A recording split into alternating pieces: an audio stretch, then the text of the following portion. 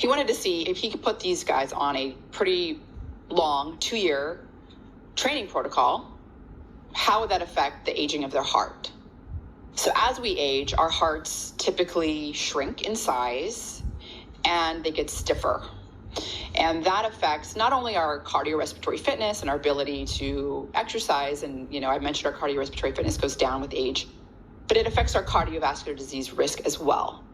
And so the reason our hearts get stiffer, by the way, does come down to a lot of glucose. So the more glucose stimulation, more glucose is around in your vascular system, it, through a chemical reaction, forms advanced glycation end products.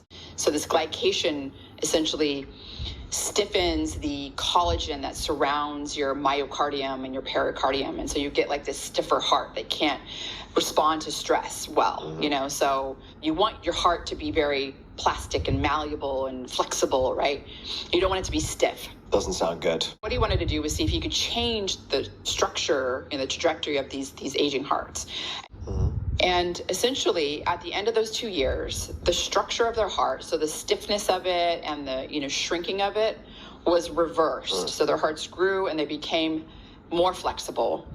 And it was reversed in such a way that it was 20 years less aging. So their hearts looked more like 30-year-olds than 50-year-olds, which is pretty incredible. Yeah, it's amazing. And I think it's also like, well, you think 50, it's too late to start exercising. Well, it's not too late. I think that's another really important sort of take home with that story, is that, you can reverse your aging of your heart by 20 years if you really put in the effort.